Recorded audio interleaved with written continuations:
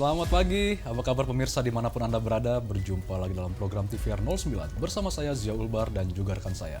Bersama saya Angga Naktarini pemirsa, dan dalam 30 menit ke depan kami akan sajikan kepada Anda sejumlah berita nasional, khususnya dari sudut pandang DPR RI sebagai referensi Anda dalam memahami dinamika politik, hukum, ekonomi, sosial, dan juga budaya yang ada di Indonesia. Dan pemirsa, inilah TVR 09 selengkapnya.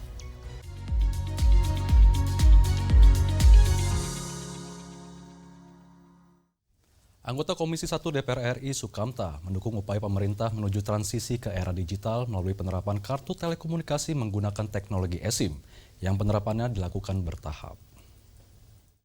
Menteri Komunikasi dan Digital resmi menerbitkan Peraturan Menteri Komdigi Nomor 7 Tahun 2025 sebagai payung hukum untuk mengatur pengalihan penggunaan kartu SIM fisik ke eSIM. Anggota Komisi 1 DPR RI menghimbau peralihan kartu SIM fisik menjadi eSIM harus dilakukan secara bertahap. Anggota Komisi 1 DPR RI Sukamta mendukung upaya pemerintah menuju transisi ke era digital melalui penerapan kartu telekomunikasi dengan menggunakan teknologi eSIM. Namun, teknologi eSIM belum mampu diterapkan kepada seluruh masyarakat karena hanya sekitar 41% dari total telepon seluler masyarakat yang bisa digunakan untuk eSIM.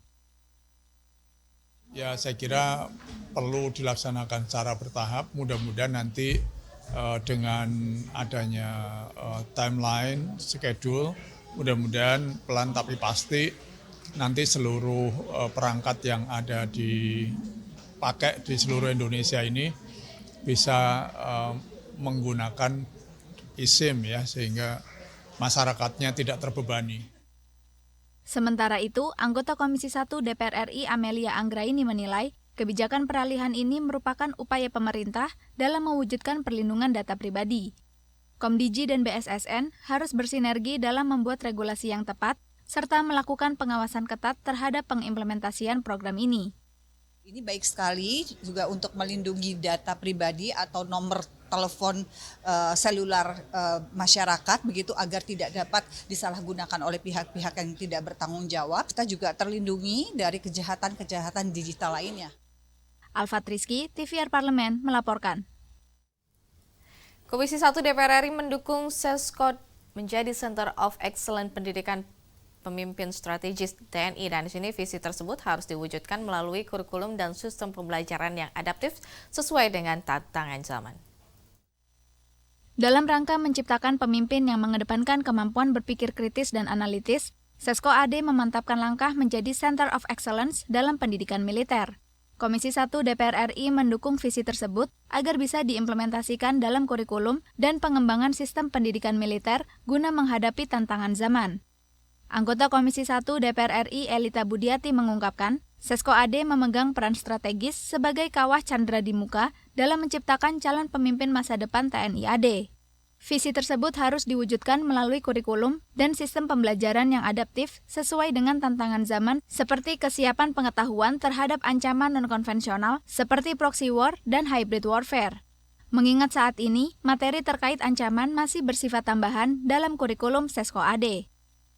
Betapa pentingnya Sesko AD ini menciptakan pemimpin-pemimpin masa depan yang sudah siap menghadapi ancaman hybrid, ancaman proxy war, bukan hanya ancaman kontak senjata. Karena kalau kontak senjata kita lawannya sudah pasti, terlihat kasat matanya. Oh, kita berperang dengan ini, tapi proxy war itu kan beda. Ancaman hybrid itu juga berbeda. Jadi itu yang harus lebih disiapkan oleh Sesko AD. Dan tadi juga kita agak sedikit memberikan saran kepada Sesko AD bahwa Sesko AD ini adalah wadah atau kawah candra di mukanya untuk mendidik pemimpin-pemimpin masa depan. Lebih lanjut, Elita menyampaikan, dalam membentuk pemimpin strategis dan kuat di masa depan, Sesko AD perlu mengembangkan 3 jenis kecerdasan utama, yaitu kecerdasan emosional, intelektual, dan spiritual. Ketiga hal tersebut sangat penting dalam membangun karakter kepemimpinan yang utuh dan tangguh di tengah dinamika global yang penuh ketidakpastian dan kompleksitas. Dari Bandung, Tegar Aziz, TVR Parlemen, melaporkan. Anggota BKSAP DPR RI mengecam keras tindakan Israel yang melanggar kesepakatan gencatan senjata dan mendesak pemberlakuan kesepakatan two-state solution. Dan kami akan hadirkan informasinya usai jeda, tetap bersama kami di TVR 09.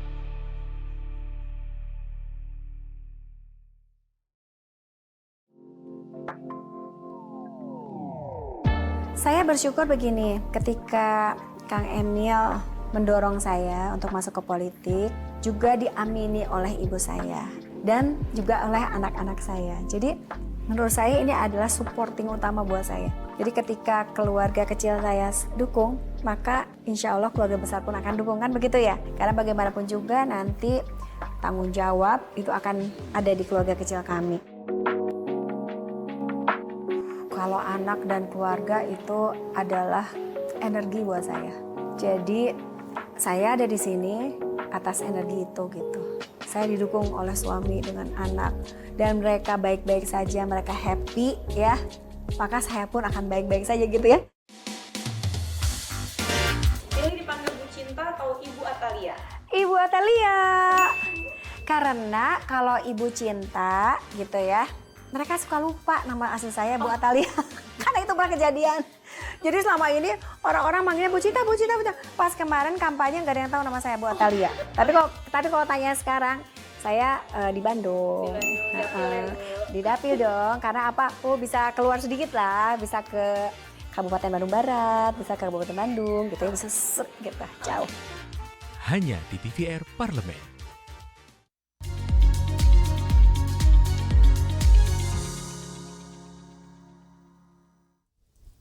Masih bersama kami di TVR 09. Pemirsa, anggota BKSAP DPR RI Fatih menegaskan melalui forum IPU, Indonesia dan Turki mendesak Israel untuk patuh terhadap kesepakatan dua state solution guna mengakhiri penderitaan warga sipil di Gaza, Palestina.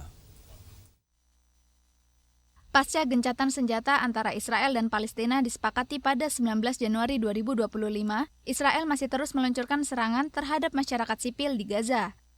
Anggota BKSAP DPR RI mengecam keras tindakan Israel yang melanggar kesepakatan gencatan senjata dan mendesak pemberlakuan kesepakatan two-state solution. Anggota BKSAP DPR RI Fatih menegaskan, pada sidang IPU ke-150 di Tashkent, Uzbekistan, DPR RI terus mendorong realisasi solusi dua negara atau two-state solution sebagai jalan tengah untuk mengakhiri serangan Israel yang menimbulkan krisis kemanusiaan di Gaza. Melalui forum IPU, Indonesia dan Turki mendesak Israel untuk patuh terhadap kesepakatan two-state solution guna mengakhiri penderitaan warga sipil di Gaza, Palestina. Resolusi two-state dua negara ini bisa segera terrealisasi dan juga taat kepada gencatan senjata atau ceasefire. Belakangan ini terjadi pelanggaran gencatan senjata di mana Israel melakukan pengeboman kembali kepada masyarakat Palestina, masyarakat sipil Palestina. Nah, ini yang kita coba perjuangkan. Selama Palestina belum merdeka, kita masih punya PR besar yang secara bersama-sama pemerintah maupun rakyat Indonesia untuk memberikan dukungan kepada mereka.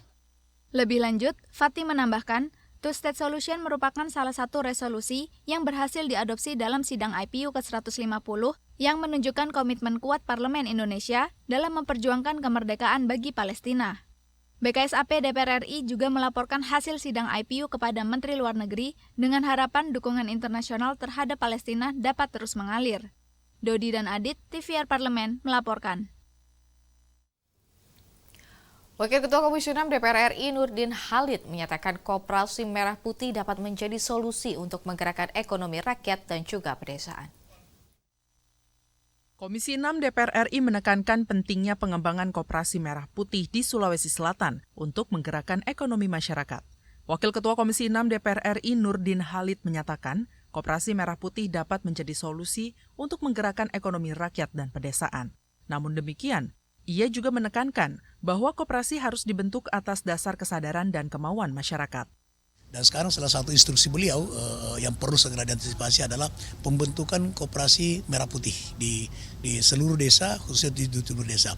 Nah, khusus selatan kita perlu menekankan bahwa ketika KUD, Koperasi Nelayan maupun Koperasi Pertanian itu masih aktif, maka ini dibina terus, dikembangkan, diberdayakan. Ketika tidak ada koperasi atau ada koperasi tapi tidak berkembang atau tidak aktif, maka itulah dibentuk koperasi daripada Merah Putih. Karena Koperasi Merah Putih tentu diharapkan untuk menggerakkan ekonomi rakyat, menggerakkan ekonomi pedesaan. Tetapi kita harus belajar di zaman Orde Baru di mana KUD yang punya prestasi tentang swasembada beras, kemudian menggerakkan ekonomi rakyat, tapi kemudian tidak profesional. Nah, ini jangan sampai terulang. Selain itu, anggota Komisi 6 DPR RI Ismail Bahtiar berharap Pembentukan Koperasi Merah Putih harus mendapat dukungan dari seluruh masyarakat untuk memperkuat perekonomian daerah.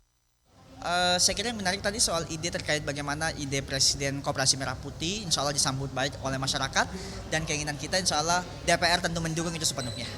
Ya tentu saja ini menjadi satu hal yang baru karena didorong oleh Presiden kita langsung, dan harapannya bahwa Koperasi Merah Putih menjadi ide terhadap solusi persoalan bangsa khususnya pada sektor ekonomi kita. Dari Makassar, Sulawesi Selatan, Koko Inugroho, TVR Parlemen melaporkan. Komisi 9 DPR RI meminta pemerintah pusat terus membuat skema dan regulasi yang jelas dalam menangani stunting melalui dukungan alokasi anggaran memadai. Komisi 9 DPR RI meminta Pemprov Sumsel dan Organisasi Perangkat Daerah atau OPD berkolaborasi dalam penanganan dan pencegahan stunting di lingkungan masyarakat agar mampu menciptakan SDM yang berkualitas. Anggota Komisi 9 DPR RI Zainul Munasihin mengatakan, angka stunting di Provinsi Sumatera Selatan terus mengalami penurunan jika dibandingkan dengan provinsi lain di Indonesia. Untuk itu, ia meminta pemerintah pusat terus membuat skema dan regulasi yang jelas dalam menangani stunting dengan dukungan alokasi anggaran yang memadai. Perlu dibuat pemetaan kabupaten-kabupaten mana yang angka stuntingnya tinggi. Nah, di situ dibikin pilot project, dibikin satu gebrakan, kolaborasi, sinergi dengan antara pemerintah provinsi dan juga pemerintah kabupaten untuk secara masif itu menggelontorkan program dan anggaran untuk menangani stunting agar kenaikannya atau penurunan stuntingnya itu lebih signifikan lagi gitu. Anggota Komisi 9 DPR RI Sri Meliana menilai untuk mencegah dan memberantas stunting perlu upaya penanganan yang masif dan fokus pada perbaikan gizi ibu dan balita yang mengacu pada 1000 hari pertama dari kelahiran bayi. Jadi dia bukan pencapaian sesaat, tapi penjagaan, maintain. Tidak boleh, udah di bawah 14% terus diam, tidak boleh. Karena bayi akan terus lahir, 1000 hari itu akan terus ada. Kalau yang ini lolos dari stunting, yang baru lahir gimana? Karena itu angka stunting itu bukan angka diam, dia angka dinamis, sehingga pemerintah daerah harus terus fokus ke pencegahannya. Dari Palembang, Sumatera Selatan, Ridwan TVR Parlemen melaporkan.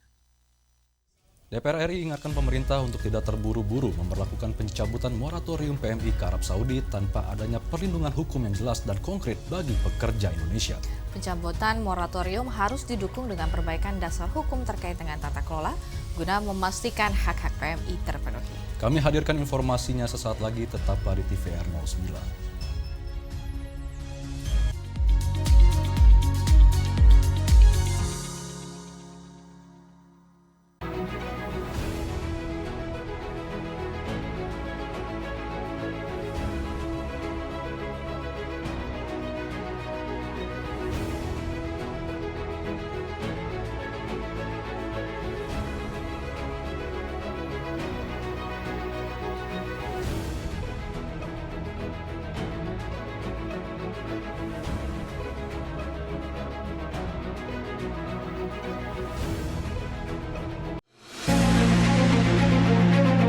Terkait dengan Donald Trump juga yang diwawancara setelah dilantik nih Pak, bahwa dirinya pesimis Pak terkait dengan gencatan senjata ini akan bertahan lama.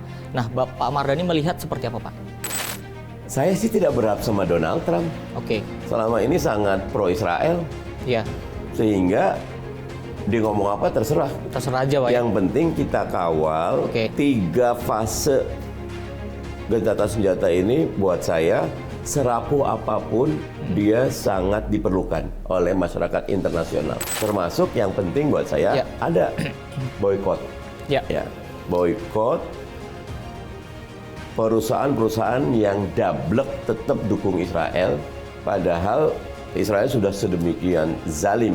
Ini sudah bagus. Tugas PBB pastikan 3 tahap ini berjalan. Kalau ada mereka yang melanggar, segera PBB semprit, ingatkan semuanya, framework perdamaian jalan. Nanti kalau udah itu, baru pasukan perdamaian PBB masuk.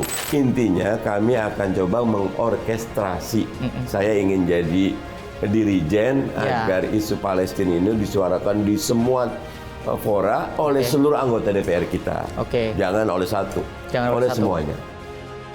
Hanya di TVR Parlemen.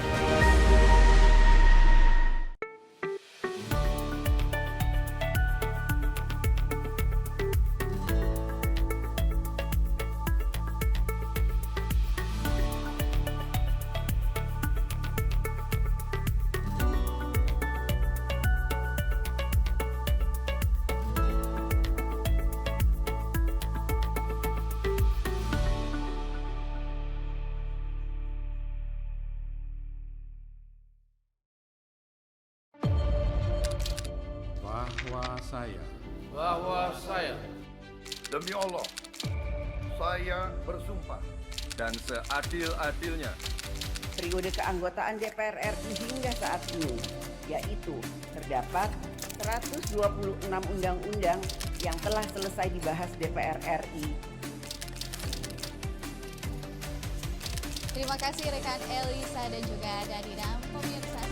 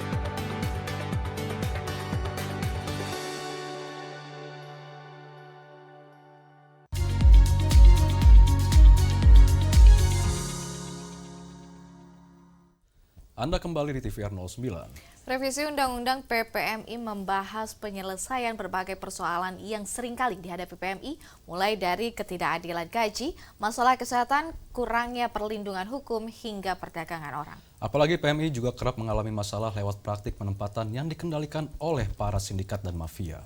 Dan pemirsa, simak liputan mendalam yang telah disajikan oleh tim redaksi TVR Parlemen dalam segmen editorial Parlemen berikut ini.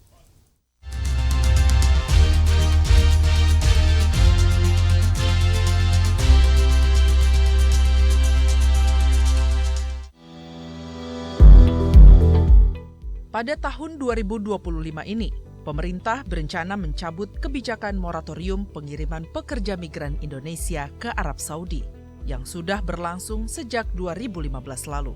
Moratorium pengiriman PMI ke wilayah Timur Tengah didasari karena maraknya tindakan kekerasan dan minimnya perlindungan hukum bagi PMI di Arab Saudi, sehingga menyebabkan berbagai kasus eksploitasi, kekerasan, hingga pelanggaran hak asasi manusia para pekerja migran. Menanggapi hal tersebut, DPR RI ingatkan pemerintah untuk tidak terburu-buru memberlakukan pencabutan moratorium PMI ke Arab Saudi tanpa adanya perlindungan hukum yang jelas dan konkret bagi pekerja Indonesia. Bersamaan dengan itu, DPR RI telah menyepakati revisi Undang-Undang tentang Perubahan Ketiga atas Undang-Undang Nomor 18 Tahun 2017 tentang Perlindungan Pekerja Migran Indonesia atau PPMI untuk menjadi usul inisiatif DPR RI. Anggota Komisi 9 DPR RI Edi Wuryanto menegaskan, pencabutan moratorium harus didukung dengan perbaikan dasar hukum terkait tata kelola, guna memastikan hak-hak PMI terpenuhi sehingga perlindungan yang mereka peroleh dapat lebih optimal. Yang perlu diperhatikan, jangan hanya fokus pada penempatan. Yang lebih penting adalah perlindungannya, karena sebagian besar pekerja migran Indonesia yang di Arab Saudi itu bekerja di sektor informal. Mengapa dulu di moratorium? Karena negara tidak mampu lagi untuk menangani persoalan-persoalan yang demikian banyak di Arab Saudi. Sementara itu, anggota Balik DPR RI Gamal Albin Said menekankan, revisi Undang-Undang PPMI akan membahas penyelesaian berbagai persoalan yang seringkali dihadapi PMI, mulai dari ketidakadilan gaji, masalah kesehatan, kurangnya perlindungan hukum, hingga ancaman perdagangan orang. BP2MI mencatat sejak 2020 hingga 2024, sebanyak 110.000 PMI alami masalah. Sementara sebanyak 95% PMI menjadi korban penyelundupan hingga tindak pidana perdagangan orang. Nah mungkin selama ini pemerintah fokus ke perlindungan, tapi belum secara extremely efektif ya menganalisis termasuk menjalankan fungsi penempatan ya dengan proporsional, tepat dan efektif. Sehingga saya pikir kita perlu bagaimana regulasi ke depan melihat dua aspek ini dan menjadi salah satu fokus yang perlu dilakukan pemerintah secara efektif. Salah satu persoalan utama terkait pekerja migran Indonesia adalah tingginya angka PMI non-prosedural yang berangkat ke negara penempatan yang mencapai 5 juta orang. Adapun penyebab keberangkatan PMI non-prosedural antara lain karena banyaknya calo yang menawarkan kemudahan bekerja di luar negeri, serta minimnya sosialisasi dan prosedur pemberangkatan PMI yang berbelit-belit. Melalui RUU PPMI, persoalan PMI non-prosedural dapat dicegah melalui penguatan kebijakan agar pekerja migran Indonesia mendapat jaminan perlindungan ketika bekerja. Anggota Balik DPR RI Inyoman Parta mendorong pemerintah melakukan diplomasi bilateral dan multilateral termasuk memberikan amnesti bagi PMI yang berangkat secara non-prosedural agar dapat dilindungi dan dilayani oleh pemerintah. Ini yang harus menjadi pusat perhatian dari perubahan undang-undang ini, bahwa selanjutnya setelah undang-undang ditetapkan tidak boleh lagi ada warga negara yang bekerja secara ilegal karena kontribusi mereka besar dalam bentuk devisa. Yang kedua, risikonya jadi sangat tinggi. Ketika mereka ilegal selanjutnya adalah risikonya itu sudah menunggu. RUU PPMI termasuk ke dalam prioritas legislasi 2025. Dengan rincian terdapat 29 poin perubahan.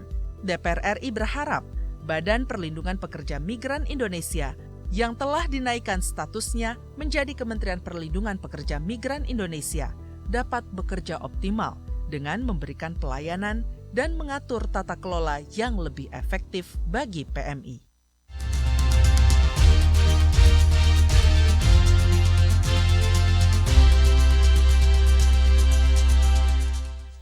Pemirsa, koleksi barang antik merupakan salah satu hobi unik dan menyenangkan yang menawarkan pengalaman mendalam sekaligus kaya akan sejarah. Barang antik bukan hanya sebuah benda yang sudah usang, melainkan artefak dari masa lalu yang memiliki cerita dan juga nilai seni yang tak ternilai. Dan pemirsa, berikut merupakan pusat barang antik barang antik di Pantai Gading yang wajib pemirsa kunjungi. Seperti apa dan bagaimana pusat barang antik ini? Jangan kemana-mana, tetap bersama kami di TVR 09.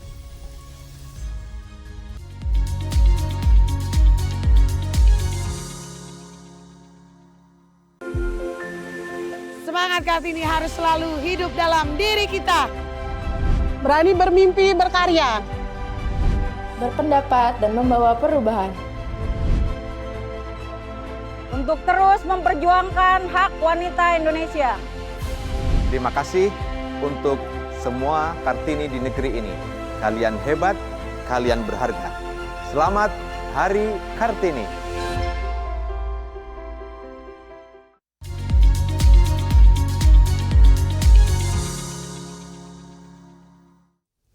Kembali bersama kami di TVR 09.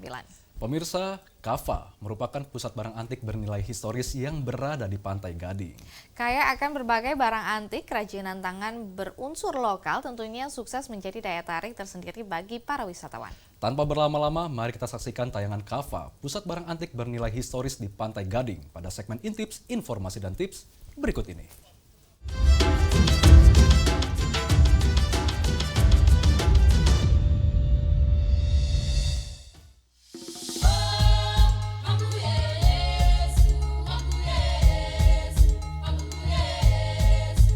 Mendengar kata Pantai Gading, mungkin yang terlintas dalam pikiran sebagian orang adalah pemain sepak bola seperti Didier Drogba.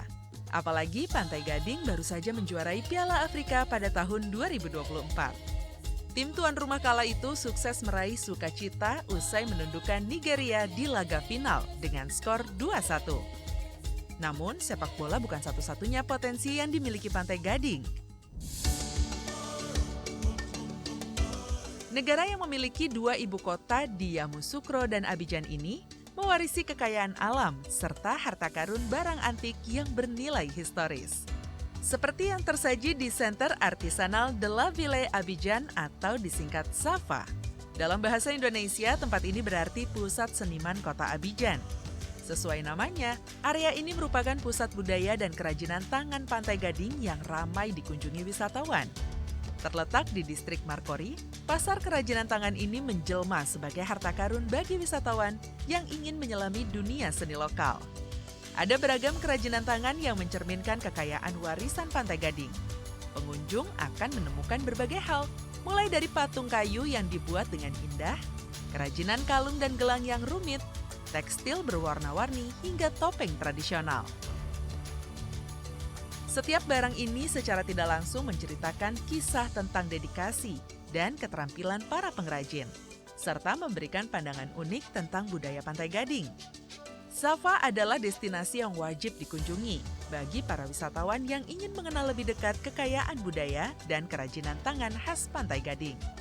Bahkan ada sejumlah barang di sini yang usianya hingga puluhan tahun. Jadi inilah kerajinan-kerajinan di Afrika dan juga sebagian ada toko yang menjual barang-barang antik dari masa lalu. Pernah ada juga yang menjual dan saya pernah mendapatkan fosil dinosaurus di sini, kakinya, sebagian kaki, dan tadi juga saya melihat ada bekas-bekas rantai atau borgol untuk perbudakan di zaman perbudakan dulu di Afrika, untuk slavery. Jadi banyak hal-hal yang unik yang ada di pasar handicraft atau pasar kerajinan. Bagi Anda yang berkunjung ke Pantai Gading dapat menyempatkan pergi ke SAFA untuk membawa pulang oleh-oleh khas dari Abidjan. Pasalnya, produk kerajinan di sini menawarkan unsur keaslian daerah yang tak tertandingi dan cocok untuk hadiah ataupun kenang-kenangan pribadi. Tips bagi pemirsa yang hendak berkunjung ke sini, pastikan Anda datang lebih awal untuk menghindari keramaian pengunjung yang pastinya akan mengurangi kenyamanan dalam berbelanja. Jangan lupa siapkan uang tunai, sebab sebagian besar pedagang di SAFA hanya menerima pembayaran tunai. Pemirsa juga harus pintar-pintar menawar nih, agar mendapatkan harga terbaik untuk kerajinan tangan yang Anda beli. Bagaimana pemirsa, tertarik mengunjungi SAFA? Maka jangan lewatkan kesempatan untuk mendukung seniman lokal dan membawa pulang sebongkah warisan dari Pantai Gading.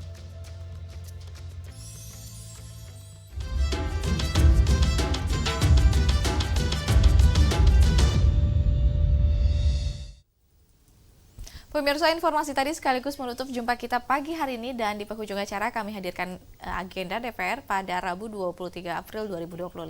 Pada pukul 10 waktu Indonesia Barat, Komisi 5 DPR RI mengadakan rapat kerja dan rapat dengar pendapat dengan Menteri Pekerjaan Umum, Menteri Perhubungan, Kepala BMKG, Kepala BNPB, dan Basarnas, guna membahas evaluasi pelaksanaan infrastruktur dan transportasi pada arus mudik dan arus balik Lebaran tahun 2025. Dan sedangkan pada pukul 2 siang nanti, Komisi 1 DPR RI rapat kerja dengan Kementerian Luar Negeri guna membahas isu strategis terkait dengan tarif timbal balik Amerika Serikat. Dan ini ada infrastruktur utama mendukung pelaksanaan diplomatik perlindungan WNI di luar negeri dan juga maksud kami properti pemerintahan di Perancis. Dan sejumlah agenda serta program DPR lainnya masih dapat Anda saksikan secara langsung di TVR Parlemen melalui kanal utama, kanal komisi, dan kanal tanggapan Dewan lainnya yang dapat Anda akses di tvrparlemen.dpr.go.id. Baik pemirsa TVR Parlemen, demikianlah TVR 09 edisi pagi ini. Segenap kru TVR Parlemen yang bertugas mengucapkan terima kasih telah menyaksikan TVR 09 hari ini. Saya Angga Doktarini dan juga rekan saya. Saya Ziulbar, sampai jumpa di TVR 09 selanjutnya. TVR Parlemen, Referensi Indonesia.